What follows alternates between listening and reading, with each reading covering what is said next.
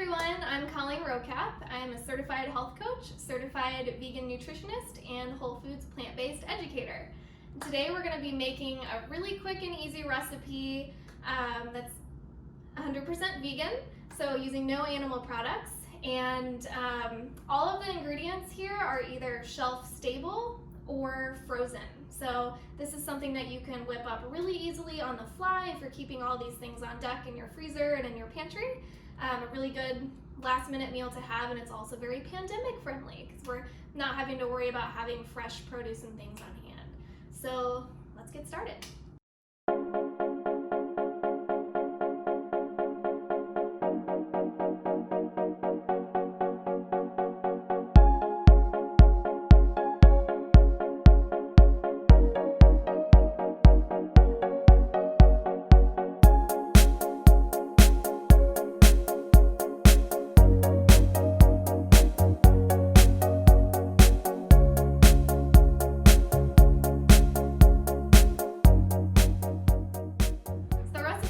Today is a quick and easy veggie stir fry. We're going to be using a stir fry blend, and this I think is about 16 ounces, so a pound of mixed frozen veggies. In this bag we have broccoli, snow peas, mushrooms, red pepper, carrots, and onion, I believe. Then we're going to throw in extra broccoli because why not have extra veggies? And then to up the protein content, we're going to put in what's called shelled edamame. So you may know regular edamame as being those little pods that kind of look like snow peas, but you eat the beans that are inside of it, the soybeans. And these are just already shelled, so you don't have to worry about pulling them out. It saves a lot of time. And then we're going to make a really easy sauce, and basically you just throw everything into this dish, whisk it up, and it's ready to go. And then we're going to serve it over rice. So the first thing you want to do is cook your rice, which I've obviously already cooked this because I only have one burner. But generally to make something like brown rice, what you're going to do is use 2 parts water and 1 part rice. So what I did was I used 2 cups of water, brought that to a boil, and then put in 1 cup of rice, covered it with a lid, brought it down to a simmer, and then cooked that for 25 minutes. And then of course you can use other whole grains too, like quinoa or millet, and those are actually pretty nice to use because they only take about 15 minutes versus 25. And then a good thing to know about when you're cooking rice is that 1 cup of uncooked rice will yield about 3 cups of cooked rice. So we're starting with our frozen veggies. I'm going to go ahead and just open up the bag and dump it all in. And we're also going to throw in some broccoli, so I just have half of this leftover bag of broccoli here, and I believe this is a 16-ounce bag too, so this is probably close to 8 ounces of broccoli.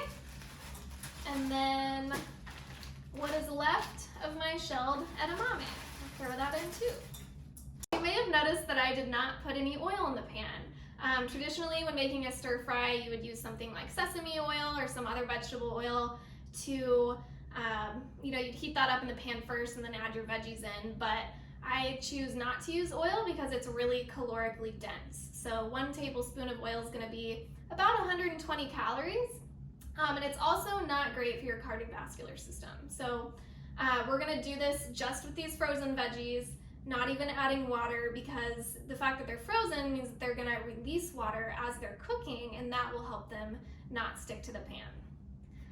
Now that we have all of our veggies in the pan, all we need to do is cover this, and I'm going to put it on medium heat, and then that's basically just going to warm through. And generally this is ready somewhere between 5 and 10 minutes in.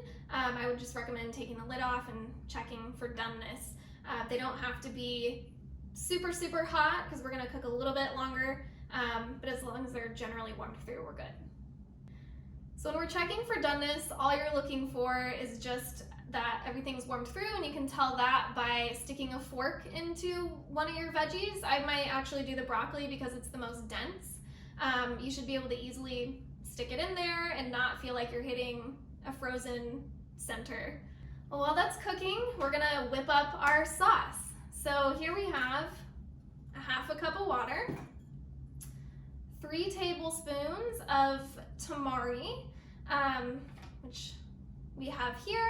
And if you can't find tamari, which is basically the gluten-free version of soy sauce, you can use regular soy sauce just fine. And I actually use low sodium just because that's healthier for your heart and your body overall. So if you can find reduced sodium, that would be ideal.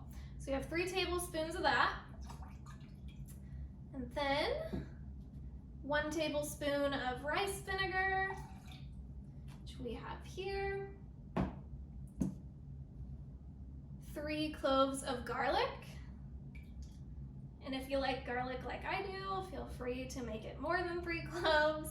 I like to use a pre-minced garlic because it's easy to just keep this on hand all the time. I don't have to worry about having fresh garlic around.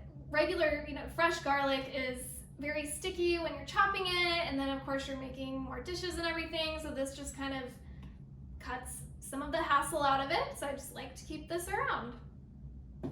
Next, we're gonna put in a tablespoon of maple syrup, so this is gonna act as our sweetener. You could use other sweet products too, like sugar. Just make sure that it's a vegan sugar, and the way to tell is just by looking at the package.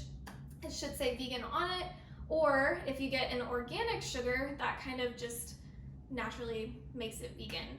And then our next ingredient is going to be arrowroot powder, which we have here, or any other thickener like cornstarch.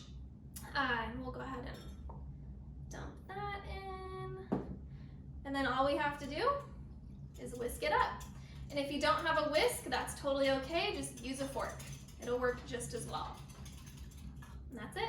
So now that our veggies are all warmed through, we're ready for the sauce. However, we have a lot of leftover water in the bottom of the pan. And there's 2 ways around this. So first would be cooking without the lid, which is actually what I normally do, but it takes a little bit more time. So if you're in a big hurry, I definitely recommend using the lid to cook it faster.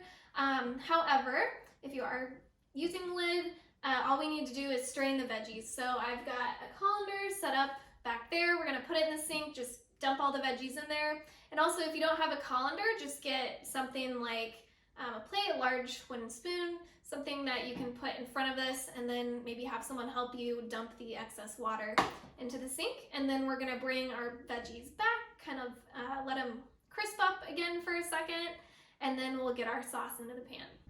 All right, so we've drained our veggies and let them cook out just a little bit more water for about a minute. So they're ready for sauce.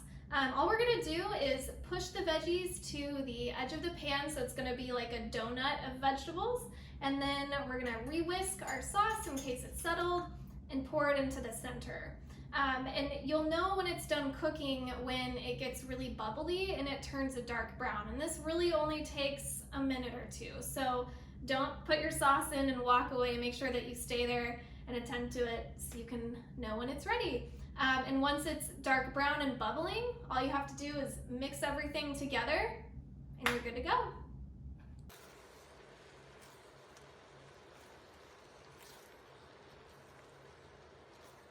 Okay, so now we're ready to plate up our meal.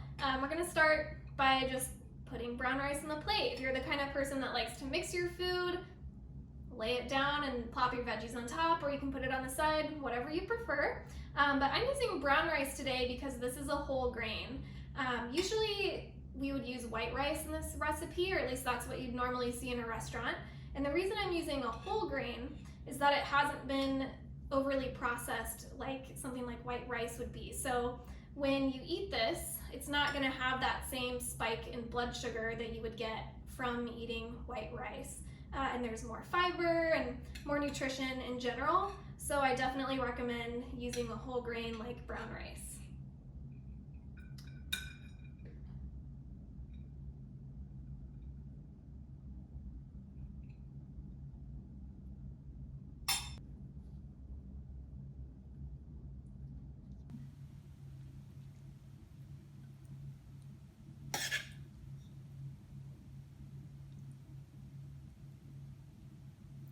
Now this part's totally optional, but if you want to make your meal look extra fancy, you can put some extra toppings on there.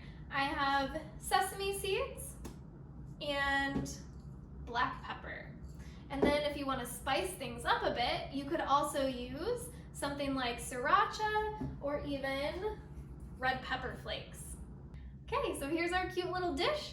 I think I put about half of the veggies on top of here. And the neat thing about being whole foods plant-based, or eating whole foods plant-based I should say, is that when you're eating a ton of veggies and whole foods, they're generally really high volume, low calorie, meaning that you can eat a lot of food and eat very few calories. So this can be an extremely filling dish. And then, so that, you know, doing half of the veggies would be good for 2 adults, 2 very hungry adults.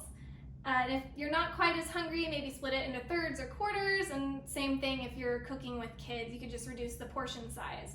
And if you want to add anything extra to the dish, I would recommend maybe sauteing up some tofu or air frying it. Lots of different plant-based protein options that you could add to the dish.